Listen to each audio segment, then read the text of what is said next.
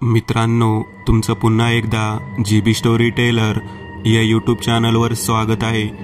आजच्या आपल्या गोष्टीचं नाव आहे बाधित वळण। Wrong turn. लेखक संतोष देशपांडे। पण गोष्ट सुरू करण्याआधी जर कोणी या चॅनलवर पहिल्यांदाच आलेले असाल तर त्यांनी या चॅनलला सबस्क्राईब करायला विसरू नका। चला तर मग अजिबात वेळ न घालवता गोष्टीला सुरुवात करूया।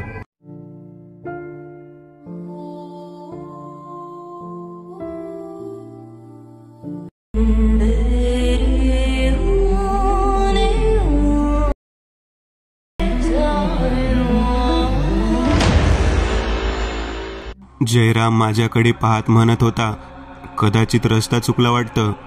मी जयरामला म्हणालो, तू नेहमीच काही ना काहीतरी घोळ घालतोस। तुला मी अगोदरच सांगितलं होतं की व्यवस्थित रस्ता पाहूनच गाडी पुढे ने। वेतोबाच्या माळाला आल्यानंतर त्या ठिकाणी 2 झाडे लागतात। त्या ठिकाणी खालच्या बाजूला छोटंसं मंदिर सुद्धा लागतं। तिथून उजव्या बाजूला जायला सांगितलं होतं, तू डाव्या बाजूला घेतलंस। तुला माहीत नाही की आपण कोणत्या दिशेने गेलो आहोत। तू एवढा कसा रे वेंधळा आहेस? पावले साहेब गाडीतून खाली उतरले आणि जयरामकडे पाहत म्हणाले, नालायका, किती वेळा सांगितलं दारू पीत जाऊ नकोस म्हणून। तेव्हा जयराम हात जोडून म्हणाला, अहो नाही साहेब, मी दारू पिलो नाही। खरंच मी रस्ता चुकलो आहे। मी गाडी चालवत होतो त्यावेळेला मला त्या दोन्ही झाडांच्या खालच्या बाजूचे छोटं मंदिर दिसलं होतं, परंतु नेमकं उजवी बाजू कुठली आणि डावी बाजू कुठली या संभ्रमात मी होतो। डाव्या बाजूला जवळजवळ 2 किलोमीटर अंतरात मधल्या बाजूने आम्ही पोहोचलो होतो। गर्द झाडी, कसलाही प्रकाश जमिनीवर पडणार नाही अशा पद्धतीचे ते दाट जंगल होतं। चित्रविचित्र प्राण्यांचे आवाज तर येतच होते, परंतु त्याचबरोबर जंगलातील पक्ष्यांचा सुद्धा किलबिलाट सुरू झाला होता। अचानकच टिटव्या ओरडू लागल्या। पावले साहेब आणि त्यांच्या सोबत असलेले जेधे आणि काळे साहेब यांनी गाडीच्या बाहेरून थोडं अंतर पुढे चालत जायचं ठरवलं। मला पाहत म्हणाले, खाली उतरा की शिंदे, आतमध्ये बसून काय करणार आहात? मी जयरामकडे पाहत म्हणालो, जयराम, रस्ता चुकलो आहे खरं, परंतु कोणत्या रस्त्याने चाललो आहोत ते सुद्धा कळायला मार्ग नाही। भयानक परिस्थिती आहे आणि हे सगळं जंगल पर्यटन करण्यासाठी बाहेर चला म्हणत आहेत। इतक्यात काही अंतरावरती गेल्यावर बांबूचे बेट दिसले। त्याच्या खालच्या बाजूला एक विचित्र पद्धतीची मूर्ती दिसली। त्या मूर्तीच्या तोंडातून लाल रंगाचे रक्त व्हावे या पद्धतीने काहीतरी बाहेर येत होतं। पावले, जे ते दोघेही ओरडत मागच्या दिशेने आले। काहीतरी भयानक आहे बाबा तिकडे। मी म्हणालो, अहो आता फक्त 5 वाजले आहेत, दिवस सुद्धा मावळला नाही आणि तुम्ही म्हणता की काहीतरी भयानक आहे। तेवढ्यात काळे साहेब म्हणाले, जयराम, जा रे तिकडे काय आहे बघून ये। जयराम अगोदरच भित्रा होता। मला म्हणाला, साहेब माझ्यासोबत चला। त्यावेळेला मला त्याची दया आली। अधिकारी लोक सोबत आहेत म्हणून त्यांनी सांगितलेलं सगळं काही ऐकावं आणि जर नाही ऐकलं तर नोकरीवरून घरी हाकलून द्यावं याची भीती मला त्याच्या नजरेत दिसत होती। मी त्याच्यासोबत जाण्यासाठी पुढे निघालो। ठराविक अंतर पार केल्यानंतर त्या मूर्तीच्या समोर पोहोचलो। मागे वळून पाहिलं तेव्हा तिघेही जण गाडीच्या जवळच उभारलेले होते। अस्पष्ट पद्धतीने दिसत होतं, का तर दिवसा सुद्धा त्या जंगलामध्ये अंधारच दिसत होता। समोर असलेली एक विचित्र पद्धतीची मूर्ती होती। जुन्या काळातील बुटक्या आकाराचा राक्षस असावा अशा पद्धतीची मूर्ती होती आणि तिने मोठा जबडा उघडलेला होता।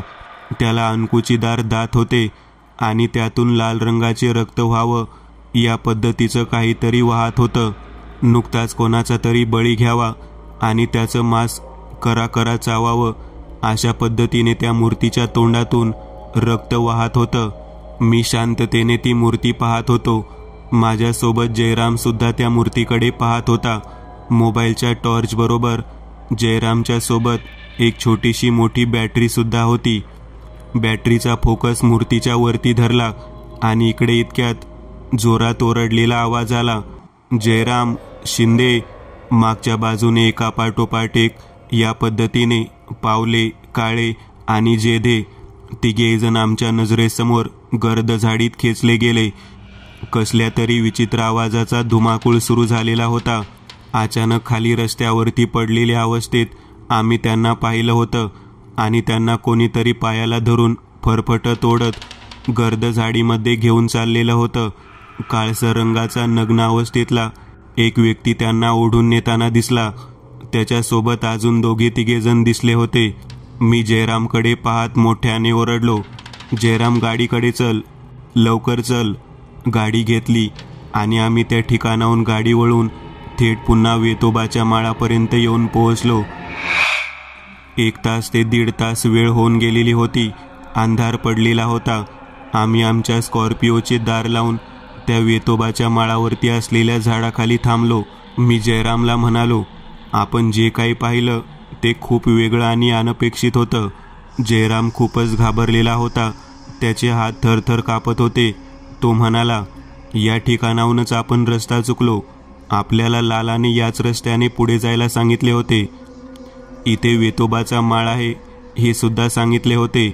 मला इथपर्यंतची सगळी माहिती होती, परंतु या झाडाखालचे मंदिर वगैरे काही माहिती नव्हतं. तुम्ही म्हणाला म्हणून मी मंदिराजवळ येऊन थांबलो आणि अचानक मला काय झालं कळालं नाही आणि आपण रस्ता चुकलो. मी म्हणालो, तू मंदिराजवळ थांबला होतास हे मला पण माहीत आहे. जयराम म्हणाला, ते पहा ना, समोर मंदिर दिसत आहे, अगदी छोटंसं. चला आपण त्या मंदिराच्या सानिध्यात जाऊ. निदान जे काही भयानक पाहिलं आहे ते तरी मनामधून निघून जाईल. लालाने जे सांगितले होते ते सगळं काही आम्ही ऐकले होते. त्या टेकडीवरती येऊन पोहोचल्यानंतर त्या मंदिरात मात्र दर्शन घेतले नव्हते. ते मंदिर कोणाचे होते ते सुद्धा पाहिले नव्हते. काही वेळात पूर्ण अंधार पडणार होता. मी जयरामला म्हणालो, आपल्याला मंदिराच्या सानिध्यात जावे लागेल. आम्ही 2 जण मंदिराजवळ जाऊन पोहोचलो. गाडी बाजूलाच लावलेली होती. छाती एवढ्या उंचीचं मंदिर होतं. त्याच्यावर शिखर होतं. साधारण 6 फुटाचे मंदिर असेल. आतमध्ये जाताना वाकून जावं लागत होतं. मी आतमध्ये डोकावून पाहायचं म्हणून खाली वाकलो आणि त्याच वेगामध्ये मागच्या दिशेने सरकलो, कारण त्या मंदिराच्या आतमध्ये जी मूर्ती होती ती पाहिल्यानंतर माझ्या पायाखालची जमीन सरकली. मी जयरामचा हात घट्ट धरला आणि त्याला म्हणालो, जयराम, ही तीच मूर्ती आहे, बुटक्या राक्षसाची मूर्ती. काही वेळापूर्वी आपण त्या ठिकाणी पाहिली होती. जयराम खाली वाकला आणि त्याने सुद्धा ती मूर्ती पाहिली. तेव्हा बाजूला दिवा लावलेला होता आणि त्या मूर्तीच्या तोंडातून रक्त वाहत होतं. आम्ही दोघांनी विचार केला की आपण जे पाहत आहोत ते खरं आहे का, याच्या अगोदर जे घडलं आहे ते खरं आहे. पुन्हा मागच्या दिशेला पाहिलं तर रस्ता दिसत होता. अगदी ज्या रस्त्यावरून जेधे, पावले आणि काळे साहेबांना केचून घेण्यात आलं होतं, फरफटत ओढत नेण्यात आलं होतं, तोच रस्ता दिसत होता. जयराम म्हणाला, साहेब, वळण चुकलेलं आहे. आपण रॉंग टर्न घेतला आहे असं मला वाटतं. लालाजीने खून सांगितली होती. त्या खुनेच्या दिशेनेच आपण निघालेलो होतो, परंतु रस्ता नेमका कुठे चुकला तेच कळत नाही. इतक्यात आमचं लक्ष त्या दोन्ही झाडाच्या दिशेने गेलं.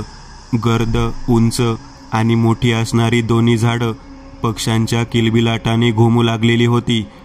काहीतरी बेकार घडलेलं आहे असं वाटत होतं. त्याच वेळेला वर नीट पाहिल्यावर दिसू लागलं की पायाला कोणीतरी काहीतरी बांधलं आहे आणि त्याला उलटं लटकवलेलं आहे. मी नीट पाहिलं तेव्हा जयरामला म्हणालो, बॅटरीचा फोकस मार. बॅटरीचा फोकस झाडावरती मारल्यानंतर एका व्यक्तीचे धड दिसू लागलेलं होतं. वरच्या दिशेने उलटा लटकलेला व्यक्ती पाहिल्यानंतर जयराम रडू लागला. मला म्हणाला, साहेब, गाडीमध्ये चला. मी गाडीच्या दिशेने धावत गेलो. गाडीचा दरवाजा उघडला आणि आम्ही दोघे आतमध्ये बसलो. गाडीचे दिवे बंद झालेले होते. ते लावण्याचे धाडस आमच्यात नव्हतं, परंतु वरच्या दिशेने झाडाला जो लटकलेला व्यक्ती होता त्याचं मुंडकं नव्हतं आणि एक हात नव्हता, एक पाय सुद्धा नव्हता. केवळ एक पाय तोडून वरच्या दिशेने त्याला लटकवण्यात आलेलं होतं. हा काय प्रकार आहे काहीच कळायला मार्ग नव्हता. तेव्हा स्कॉर्पिओच्या मागच्या काचेवरती कोणीतरी हात मारावा अशा पद्धतीचा आवाज ऐकू आला. आता मात्र मी आणि जयराम दोघेही जण घाबरलो.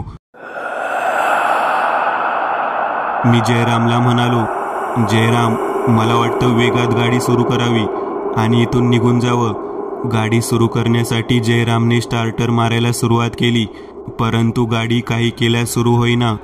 बराच वेळ प्रयत्न केला, परंतु गाडी काही केल्यास सुरू होत नव्हती. मला आणि जयराम दोघांनाही घाम सुटलेला होता. मागच्या दिशेने काचेवरती कोणीतरी थाप मारतच होतं. त्याला काहीतरी सांगायचं होतं का? ते अजून कोणी होतं हे काही कळायला मार्ग नाही. अचानक गाडी सुरू झाली आणि रेस वाढवायला सुरुवात केली, परंतु गाडीची दोन्ही चाके मागच्या बाजूला केवळ गोल गोल फिरलेली दिसत होती. ती चाक जागच्या जागीच फिरत होती असा अंदाज येत होता. जयरामने मागे वळून पाहण्याचा प्रयत्न केला आणि मोठ्याने ओरडला, साहेब, मागे कोणीतरी आहे. पूर्ण रक्तबंबाळलेल्या अवस्थेत कोणीतरी आहे. आता मात्र काय करावं कळना. गाडी सुरू होऊन सुद्धा पुढच्या दिशेने जात नव्हती. तेव्हा माझं लक्ष मागच्या दिशेने गेलं. मी पाहिलं तर गाडीचं चाक खड्ड्यामध्ये डाव्या बाजूला रुतलेलं होतं. जयरामला म्हणालो, गाडीचं चाक रुतलेलं आहे. जयराम मला म्हणाला, साहेब, आपण ज्या ठिकाणी थांबलो होतो त्याच ठिकाणी परत आलेलो आहोत. त्या राक्षसाच्या मूर्तीजवळ आपण पुन्हा एकदा आलेलो आहोत. ज्या राक्षसाच्या मूर्तीच्या मंदिरापासून आपण रस्ता चुकलो होतो त्या ठिकाणी परत आलो आहोत. नेमकं त्या दोन्ही मूर्तींच्या वेगवेगळ्या एकसारख्या ठिकाणी असणाऱ्या जागेमुळे नेमकं कुठं होतो तेच कळत नव्हतं. मात्र झाडावरती लटकलेलं मानवी प्रेत मनाला धडकी भरवत होतं. एक नाही, दोन नाही, तब्बल 3 लोक गायब झालेली होती. जयराम म्हणाला, साहेब, गाडी बंद पडली. मी नीट पाहिलं तर गाडी बंद पडली होती. गाडीच्या आजूबाजूला कोणीतरी फिरत आहे याचा भास होत होता. तेवढ्यात मी जयरामकडे पाहत म्हणालो, अरे, छोट्याशा डिक्कीमध्ये टेपजवळ मारुती स्तोत्राचे पुस्तक आहे ना?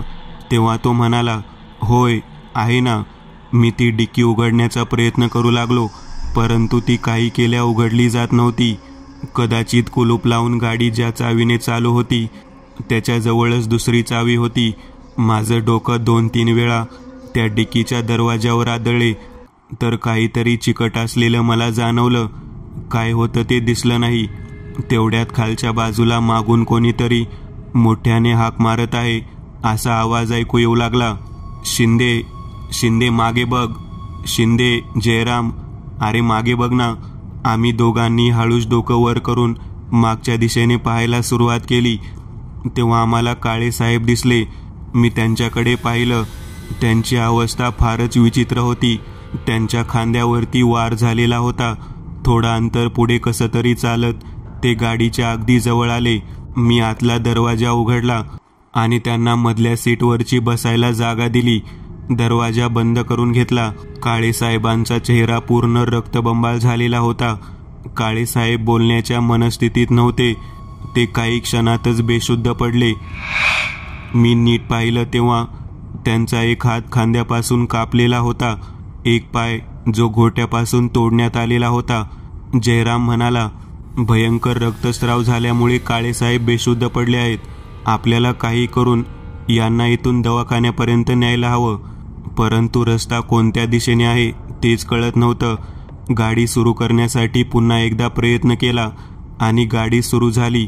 गाडी सुरू झाल्यानंतर काही वेळातच आजूबाजूला बॅटरीचा फोकस टाकून आम्ही पाहू लागलो. तेव्हा माझ्या लक्षात आलं, केवळ काळे साहेब वाचलेले आहे. जेधे आणि पावले हे दोघेजण दिसेनासे झालेले आहेत. मी त्यातल्या त्यात काळे साहेबांना हलवून विचारण्याचा प्रयत्न केला. तेव्हा कसेबसे थोडेसे डोळे उघडून त्यांनी खिडकीतून झाडाकडे बोट केलं. मी पावले साहेब कुठे आहेत, पावले साहेब कुठे आहेत म्हणत होतो. तेव्हा काळे साहेबांनी झाडाच्या दिशेने बोट केलं. जयराम म्हणाला, साहेब, पावले साहेबांना मारून झाडावरती लटकवलेला आहे हो. त्याच वेळेला मंदिराच्या बाहेरच्या बाजूला कोणीतरी व्यक्ती बसलेली दिसली. ती व्यक्ती बसलेली दिसल्यानंतर तिच्या बाजूला चकाकणारा कोयता दिसू लागला. हे भयानक दृश्य पाहिल्यावर जयराम त्याने गाडी दिसेल त्या दिशेने न्यायची म्हणून पुढे चालवायला सुरुवात केली. गर्द झाडीतून वाट काढत कसं तरी आम्ही एका वळणावरून खाली उतरू लागलो. बरंच अंतर गेल्यानंतर समोर दूरवर एक झोपडी दिसू लागली. अगदी माळावरच्या खालच्या बाजूला एक झोपडी होती. त्या झोपडीच्या दिशेने आम्ही जाऊन पोहोचलो. दरवाजा बंद होता. 11:15 वाजून गेले होते. जयरामकडे मी पाहत म्हणालो, काळे साहेबांना उचलून आतमध्ये न्यावं लागेल. त्या अगोदर उतरून झोपडीच्या आतमध्ये कोण आहे ते पाहावे लागेल. आम्ही दरवाजावरती थाप मारली. जोरात थाप मारल्यावर लक्षात आलं की दार उघडच आहे. आतमध्ये कोणीच नाही. आतमध्ये प्रवेश केला. रात्र काढण्यासाठी ही जागा योग्य आहे असे मला आणि जयरामला वाटले. आम्ही दोघांनी मिळून गाडी बाजूला घेतली आणि गाडीतील काळे साहेबांना उचलून त्या झोपडीच्या आतमध्ये नेले. जयराम गळ्याचा पंचा काढून कापलेल्या पायाच्या ठिकाणी आणि हाताच्या ठिकाणी बऱ्यापैकी घट्ट बांधायला सुरुवात केली. रक्तस्राव कमी व्हावा म्हणून हा सर्व प्रकार सुरू होता. परंतु आम्हाला वाटत नव्हतं की काळे साहेब आजची रात्र काढू शकतील.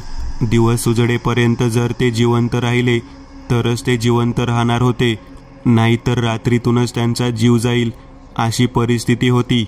झोपडीचं दार आतमधून लावून घेतलं. जयरामने त्याची बॅटरी चालू केली आणि झोपडीमध्ये उजेड केला.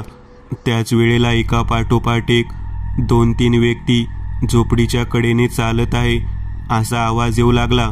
पावलांचा आवाज ऐकल्यानंतर मात्र आम्हाला भीती वाटू लागली. जयराम मला म्हणाला, कदाचित त्या झोपडीमध्ये राहणारे लोक या ठिकाणी आलेले असावेत असं वाटतं. मी खिडकीतून बाहेर डोकावलो तर एक परकर पोलकं घातलेली तरुण मुलगी, तिच्या एक मध्यमवयीन बाई आणि एक पुरुष होता. झोपडीच्या दरवाजावरती त्यांनी थाप वाजवायला सुरुवात केली. मी दरवाजा उघडला तेव्हा ते तिघेजण आमच्या दोघांकडे पाहत म्हणाले, आमच्या घरात काय करत आहात? मी त्यांच्याकडे नीट निरखून पाहिलं तेव्हा मी त्यांना उत्तर दिलं, आम्ही रस्ता चुकलो आहोत. आमच्यासोबत एक जखमी व्यक्ती आहे. तुमची झोपडी दिसली म्हणून या दिशेने आलो. त्यांना आत झोपावलेलं आहे. त्यांच्या पायावर वार झाला आहे, हातावर पण वार झाला आहे. तेव्हा ती बाई, तो पुरुष आणि ती मुलगी जयराम आणि माझ्याकडे पाहत म्हणाले, कुठे गेला होता? वेतोबाच्या माळावर गेला होता का? तेव्हा मी म्हणालो, होय, वेतोबाच्या माळावरूनच आम्ही परत आलेलो आहोत. त्यावेळेला ती बाई माझ्याकडे नीट निरखून पाहत मला म्हणाली, तुम्ही दोघेजण बरं जिवंत परत आलेला आहात. या माणसाप्रमाणे तुमची अवस्था झाली नाही याचंच मला आश्चर्य वाटत आहे. त्या बाईचं बोलणं ऐकल्यानंतर जयराम घाबरला. तो म्हणाला, म्हणजे नेमकं काय म्हणायचंय तुम्हाला? तेव्हा ती बाई म्हणाली, बाधित वळणावरती गेला होता लेकरा. जो जातो ना तो परत येत नाही, तिथेच गुरफटून राहतो. त्या बाईचं बोलणं ऐकल्यानंतर त्या बाईने झोपडीच्या आतमधील तिच्या जवळ असलेल्या कोपऱ्यातील कंदील लावला, बॅटरी बंद करायला सांगितली आणि आमच्याकडे पाहत म्हणाली, किती जण गेले आहेत? तेव्हा जयराम म्हणाला, एक व्यक्ती मेला आहे एवढं समजलं. ते आमचे साहेब होते, पावले साहेब. जेधे आणि पावले दोघेजण गायब झाले. हे आमचे काळे साहेब तेवढे आम्हाला परत मिळाले आहेत. तेव्हा त्या बाईच्या नजरेमध्ये एक प्रकारचा राग आम्हाला दिसत होता. त्या बाईच्या नवऱ्याच्या कमरेला एक धारदार नारळ कापायचा कोयता मला दिसला. तो रक्तबंबाळलेला कोयता होता. त्याला रक्त लागलेलं होतं. मी त्या व्यक्तीकडे व्यवस्थित निरखून पाहिलं तेव्हा त्याच्या डोळ्याच्या बाजूच्या दोन्ही सर्कल्स काळवंडलेल्या होत्या. सामान्यतः जो व्यक्ती आहे तो प्रेतकळा आल्या पद्धतीने दिसत होता. मी जयरामला हाताने मागे सरकण्याचा इशारा केला. मी भिंतीच्या जवळ जाऊन बसलो. अतिशय तरुण दिसणारी ती काळी सावळी मुलगी पाहिल्यानंतर जयराम त्या दोघांकडे पाहत म्हणाला, ही तुमची मुलगी आहे का? तेव्हा ती मुलगी जयरामकडे पाहत म्हणाली, जेवण झालं आहे का तुमचं? जयराम आणि मी दोघे जण म्हणालो, नाही हो, जेवण झालं नाही. दुपारपासून या मार्गाने जो गेलो तो आम्ही रस्ता चुकलो. तो अजूनही रस्ता चुकलेलोच आहे. तेव्हा ती पोरगी माझ्याकडे पाहत म्हणाली, तुमचा रस्ता चुकलेला नाही, मुद्दाम म्हणून कोणीतरी चुकवलेला आहे. या रस्त्याला जो वेतोबाच्या माळावर येतो तो परत जात नाही. हा रस्ता साधासुद्धा नाही, बाधित वळण आहे. या रस्त्यावरती एक बाधित वळण आहे. त्या रस्त्याला जो कोणी आलेला आहे तो परत गेलेलाच नाही. त्या मुलीचं बोलणं ऐकल्यानंतर जयराम म्हणाला, अगोदरच आम्ही घाबरलेलो आहोत. आमच्या सोबतची एक व्यक्ती घायाळ आहे. त्याचा पाय कट झाला आहे, त्याचा हात कट झालेला आहे. याला वाचवण्यासाठी काही मदत करता येते का ते पहा. तेव्हा त्या मुलीने घरातील धोतर कापलं आणि हळद आणि विशिष्ट पद्धतीच्या पानांचा लेप करून त्या पायाच्या जखमेवरती लावला. तसेच जिथून हात कट झाला होता तिथे लावला. तेव्हा त्या मुलीची आई म्हणाली, थोडक्यात वाचला की हा माणूस, नाहीतर याचं मुंडकं सुद्धा कलम होणार होतं. त्या घरातील तीनही व्यक्तीचे बोलणं एका विशिष्ट पद्धतीचं होतं. मी हात जोडून म्हणालो, काही जर खायला मिळालं तर बरं होईल. तेव्हा त्या बाईने बाजूला कोपऱ्यामध्ये असलेल्या दगडी चुलीवरती पातेलं ठेवलं आणि म्हणाली, काय खाणार? भात बनवून देऊ का? कारण तांदळाशिवाय घरामध्ये केवळ डाळ आहे. डाळ भात खाऊ शकता, दुसरं काही येत नाही. मी उठलो आणि बाहेर खिडकीतून पाहत म्हणालो, आमच्या गाडीमध्ये काही खाण्यापिण्याचं साहित्य आहे, ते घेऊन येऊ देत का? तेव्हा ती बाई म्हणाली, जावा घेऊन या. जयराम तिथेच थांबला. काळे साहेबांच्या जवळ तो बसलेला होता. मी दरवाजा उघडून बाहेर गेलो. माझ्या गाडीजवळ जाऊन पोहोचलो. गाडीचा दरवाजा उघडला तेव्हा दूर अंतरावरती कोणतरी मोठ्याने ओरडत आहे असा आवाज ऐकू येऊ लागला. माझं लक्ष तिकडे गेलं. मी तिकडे पाहिल्यानंतर मला लाला दिसू लागला. मी विचार करू लागलो, मध्यरात्रीनंतर या दिशेने लाला काय करत आहे? ज्याने आपल्याला हा मार्ग दाखवला तो लाला या ठिकाणी कसा काय आला आहे? मी गाडीपासून त्या दिशेने चालायला सुरुवात केली. लाला धावत धावत जीव मुठीत घेऊन कसा बसा माझ्या समोर येऊन बसला.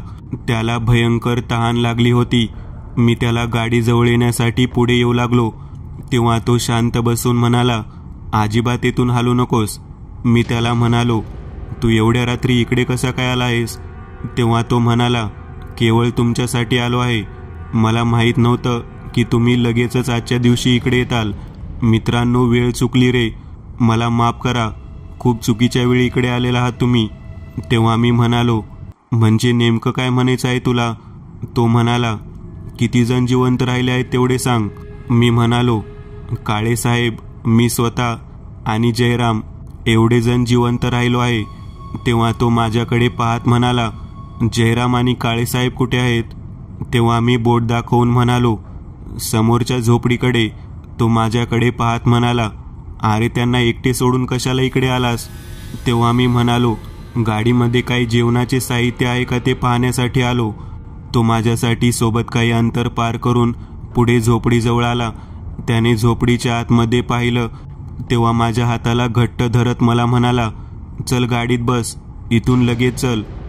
अरे आतमध्ये लोक, त्यांना तसं सोडायचं का आणि जायचं कुठे? अरे वेड्या, तुला एवढं कळत नाही का? ते आतमध्ये दोघे जण आता जिवंत राहत नसतात. जयराम सुद्धा जाणार. त्या तिघांनी गाठलं आहे. त्या दोघांनी तुला सुद्धा पकडलं होतं, परंतु तू वाचलास. मी गाडीमध्ये बसलो. लाला गाडी सुरू करून मागच्या दिशेने घेऊ लागला.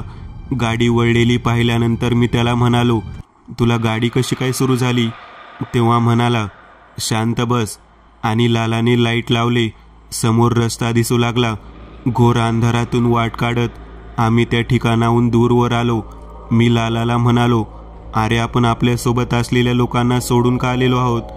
तेव्हा लाला म्हणाला, आता आपल्यासोबत कोणीच नाही, सगळेजण मृत्युमुखी पडले आहेत. मी त्याच्याकडे पाहत म्हणालो, तू हे काय बोलत आहेस? तेव्हा तो म्हणाला, माफ कर मित्रा, काळवेळ चुकीची ठरली. आश्लेषा नक्षत्र असताना पंचक योग असतो आणि नेमकं त्या योगामध्ये तुम्ही सर्वजण सापडला. मी म्हणालो, काय बोलत आहेस तू? मला काहीच कळत नाही.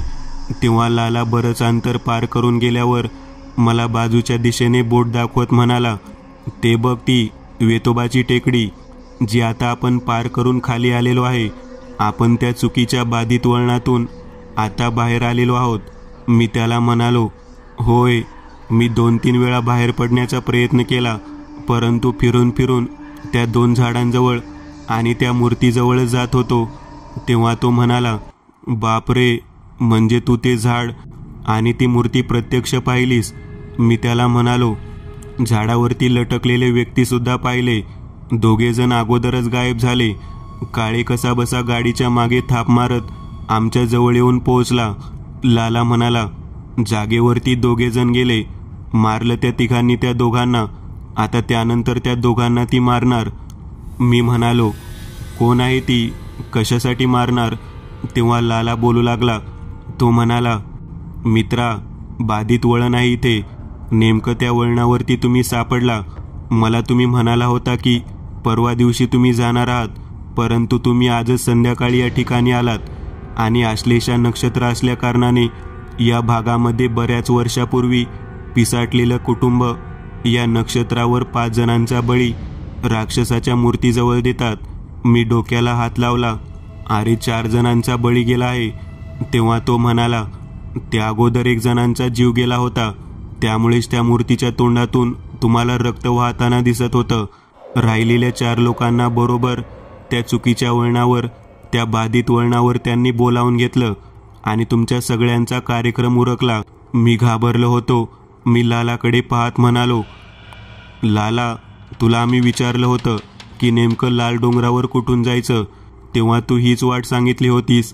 तेव्हा लाला म्हणाला, होय, मी हीच वाट सांगितली होती, परंतु वर्षातून ज्या वेळेला आश्लेषा नक्षत्र असतं त्यावेळेला या वाटेने शक्यतो कोणी जात नाही. या वाटेवरती एक बाधित वळण आहे. नेमकं तुम्ही त्या वळणावरती आला. जो व्यक्ती या वळणावर येतो त्याची वाट थेट त्या राक्षसाच्या मूर्तीपर्यंत जाते. याच वळणावरती एक कुटुंब धाक लावून बसलेलं असतं. ते कुटुंब त्या राक्षसाच्या मूर्तीच्या पुजारीचं कुटुंब आहे.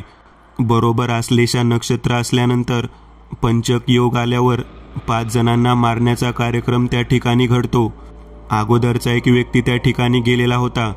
त्याचा मृत्यू तिथे झाला आणि तुम्ही बरोबर त्या ठिकाणी रस्त्यावरती पोहोचला.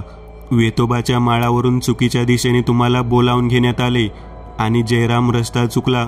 तिथेच तुमच्या सगळ्यांचा घात झाला. कित्येक वर्षापूर्वी या भागात राक्षसाला बळी द्यायचा म्हणून ते कुटुंब अशा पद्धतीने लोकांना वाटमारी करून बळी देत होतं. आजूबाजूच्या लोकांनी त्या कुटुंबाला त्या झोपडीमध्येच कोंडून जिवंत जाळलं.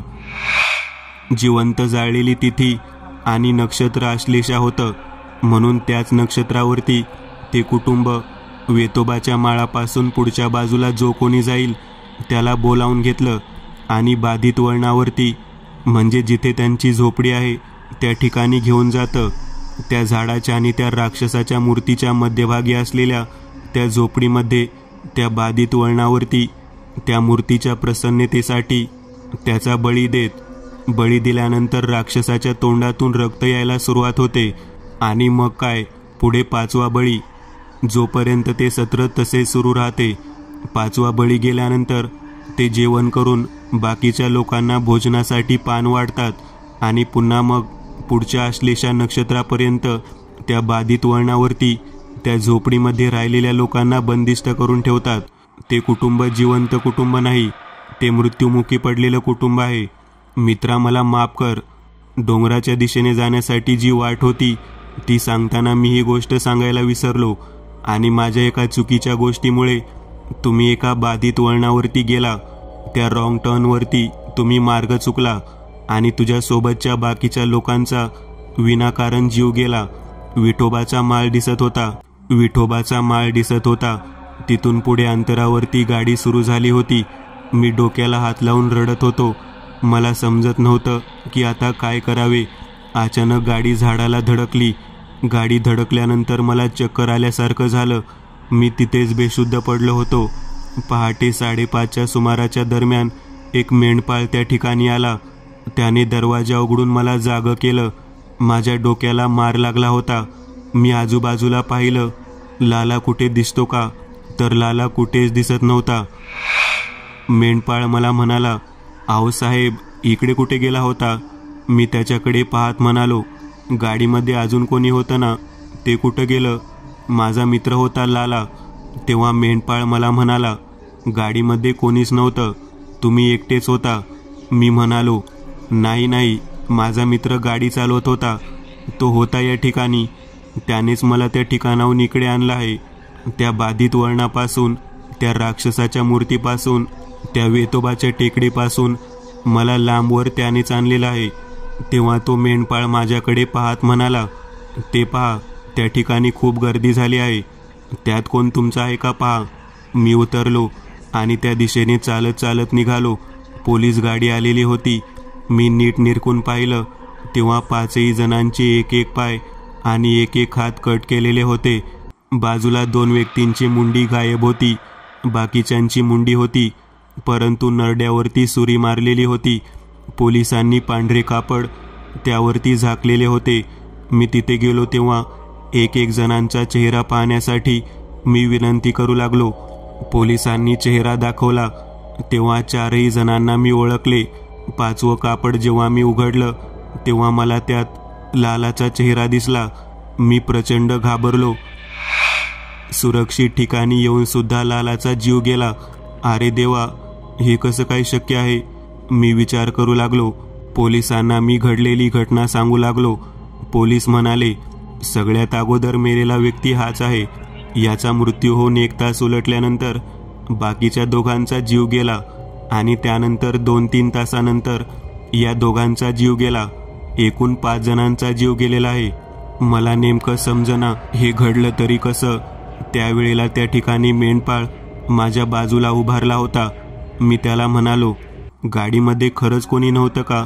हा व्यक्ती गाडीमध्ये नव्हता का? तेव्हा मेंढपाळ म्हणाला, साहेब, या व्यक्तीला मी काल दुपारीच्या ठिकाणी जाताना पाहिलं होतं. तो कोणाला तरी शोधत होता. दुपारनंतर संध्याकाळपर्यंत तो इकडेच होता. माळावरती तो आल्यानंतर तो म्हणत होता, स्कॉर्पिओ गाडी घेऊन कोणी इकडे गेले का? परंतु मी कोणाला पाहिलं नव्हतं. मी अंदाजे त्याला म्हटलं, कोणीतरी गेलं होतं बाबा, आणि तो पुढे निघून गेला. कदाचित तो बाधित वळणावरती गेला असावा आणि त्या बिचाऱ्याचा जीव गेला. मी डोक्याला हात लावला. अरे बाप रे, लाला आपल्याला वाचवण्याच्या दृष्टिकोनातून आश्लेषा नक्षत्र आहे म्हणून, पंचक सत्र सुरू होतं म्हणून या ठिकाणापर्यंत अगोदरच तिने संध्याकाळी आलेला होता. परंतु आपल्याला शोधायच्या नादात तो स्वतःच सगळ्यात अगोदर तिथे अडकला आणि सगळ्यात पहिला जीव आपल्या मित्राचा म्हणजे लालाचाच गेला. मी विचार करू लागलो, आपल्याला या सर्वांमधून बाहेर काढण्यासाठी मृत्यूनंतर सुद्धा मदत करणारा व्यक्ती केवळ लाला होता. जीव गेला असला तरी आपल्या मित्राने योग्य दिशेने योग्य पद्धतीने मार्गदर्शन करून त्या घरापासून दूर बोलावून घेतलं आणि त्या ठिकाणाहून आपल्याला या ठिकाणापर्यंत अगदी सुरक्षितरित्या परत आणलं. मी मेंढपाळाला सगळी घटना सांगितली तेव्हा तो मेंढपाळ म्हणाला, अरे, त्यांनी तुला मदत केली ही खूप मोठी गोष्ट आहे, परंतु एक गोष्ट लक्षात येते का? काय? तुझ्या कपाळाला बघ काय लागलं आहे. मी पाहिलं तर माझ्या कपाळावरती शेंदूर लागलेला होता. मी गाडीच्या डिक्कीकडे पाहिलं तेव्हा ज्या ठिकाणी मारुती स्तोत्र ठेवलं होतं त्या डिक्कीला 5 शेंदुराचे पट्टे लावण्यात आलेले होते. ते स्तोत्र शोधत असताना नकळत माझ्या कपाळाला शेंदूर लागलेला होता आणि कदाचित त्या शेंदुरामुळेच माझा जीव वाचलेला होता. आयुष्यात कितीही वळणं वेगळी आली तरी शेवटी ईश्वराच्या एका अंशामुळे, एका कणामुळे माणूस आपल्या जीवनात स्थिरावतो, हे या गोष्टीतून मला समजलं. मित्रांनो, आज पुरतं एवढंच. तुम्हाला जर काही गोष्ट आवडली असेल तर नक्की लाईक करा.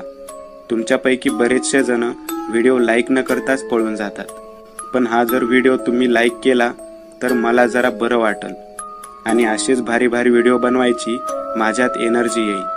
त्यामुळे नक्की लाईक करा आणि अजूनही कोणी या चॅनलला सबस्क्राईब केलेलं नसाल तर लगेच सबस्क्राईब करून टाका आणि बाजूची घंटी ती मात्र दाबायला विसरू नका. देवाची घंटी आहे ती. चला तर मग पुन्हा भेटूया अशीच एक आगळी वेगळी गोष्ट घेऊन पुढच्या